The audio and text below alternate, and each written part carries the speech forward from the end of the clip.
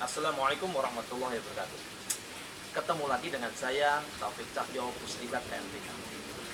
Pada sesi kedua ini, kita akan lanjutkan menjelaskan atau unboxing aplikasi menu-menu di aplikasi persediaan pada modul di Sakti, aplikasi Sakti. Kalau kemarin kita sudah bahas mengenai beberapa menu, sekarang kita akan lanjutkan menu-menu yang hal ini kita akan lakukan untuk transaksi, yaitu menu-menu yang penting atau digunakan untuk menginput transaksi-transaksi terkait dengan transaksi persediaan. So, check it out.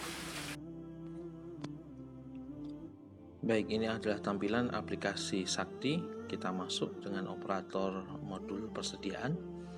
Ini tampilannya seperti yang di video sebelumnya kita sudah melihat tampilannya. Di video sebelumnya kita sudah membahas mengenai menu administrasi yang terjadi di admin, kemudian submenu aset tetap dan umum. Pada kali ini kita akan membahas mengenai menu di persediaan, yaitu menu kedua, di mana ada referensi, transaksi masuk, transaksi keluar, koreksi, opnam fisik, pelaporan, serta migrasi data. Ini adalah menu-menu yang akan digunakan untuk menginput transaksi persediaan. Di menu referensi kita bisa melihat ada metode pencatatan persediaan, masih error. Kemudian ada metode persediaan. Oke. Kemudian ada metode mengelola barang persediaan. Di metode penilaian persediaan itu adalah harga perolehan terakhir, metode penilaiannya. Jadi barang-barangnya nanti di akhir atau di neracanya akan dinilai dengan menggunakan metode perolehan terakhir, ya. Kemudian yang ketiga adalah mengelola barang persediaan. Kita bisa lihat di situ ada barang-barangnya, ada kode barangnya, deskripsinya seperti apa. Kemudian mengelola kategori sub-sub kelompok. Baik, kita masuk ke transaksi masuk, yaitu menu yang digunakan untuk menginput transaksi-transaksi yang mengakibatkan bertambahnya persediaan. Ada saldo awal, pembelian, transfer masuk manual, hibah masuk, rampasan, proyek lainnya, reklasifikasi dari aset, reklasifikasi masuk, transfer masuk online. Ini baru, berbeda dengan aplikasi sebelumnya.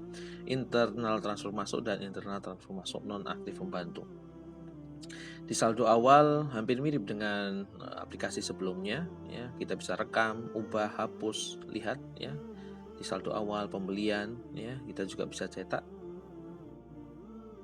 Kemudian ada transfer masuk manual, ini adalah transfer masuk dari satu ke lain secara manual dengan ADK. Kemudian ada hibah masuk juga kita bisa rekam.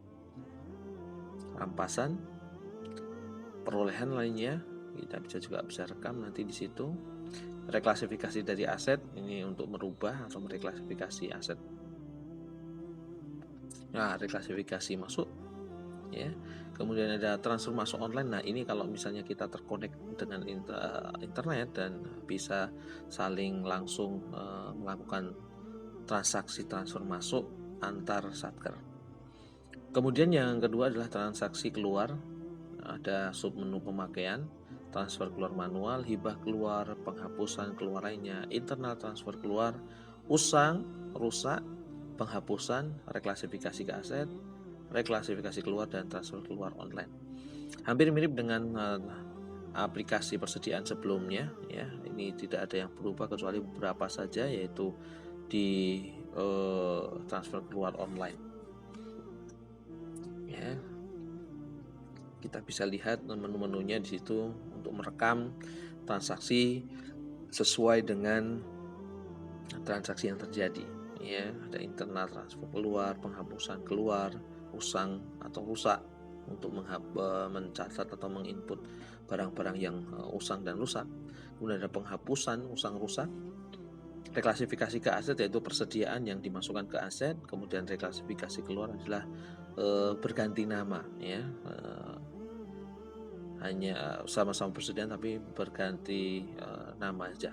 Kemudian kita masuk ke koreksi, ya. Ini sama mirip dengan aplikasi sebelumnya, yaitu ada koreksi jumlah, koreksi nilai, dan batal transfer keluar online. Itu yang berbeda. Kemudian ada opnam fisik. Kita bisa lihat sebelum kita melakukan opnam fisik, kita bisa cetak bahan opnam fisik untuk membandingkan antara catatan dengan fisik kita. Dan ini adalah rekam hasil opnam fisik adalah setelah selesai menginput atau melakukan opnam fisik, kita akan input di situ. Baik, ini di menu opnam fisik. Kemudian di pelaporan kita bisa lihat ada macam-macam pelaporan atau laporan yang akan kita bisa cetak. Hampir mirip dengan aplikasi sebelumnya. Di situ ada laporan buku persediaan, ya, ada laporan persediaan, ada laporan rincian persediaan, ya, mirip juga sama. Laporan transaksi persediaan, ada laporan mutasi persediaan, kemudian laporan posisi persediaan di neraca, ya, laporan monitoring reklasifikasi aset persediaan, laporan monitoring reklasifikasi masuk, reklasifikasi keluar, cetak laporan monitoring transfer masuk keluar, ya. Kemudian ada juga di situ laporan monitoring internal transfer masuk dan keluar. Nah, ini nanti pada kesempatan kali ini saya belum cetak, gitu ya. Kemudian ada migrasi data, ya, isinya adalah terima ADK referensi persediaan. Kalau misalnya kita ingin, ya, untuk pertama kali kita input barang-barang persediaan kita yang dari si aplikasi persediaan, kemudian kita mau migrasi ke Sakti, ini kan masuk ke sini. Kemudian ada migrasi data, kita lihat log atau lognya, catatannya apa saja yang sudah masuk. Dan saya kira cukup sekian pengenalan menu transaksi.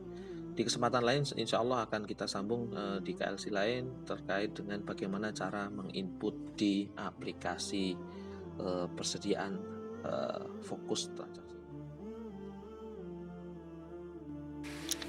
Well, gimana?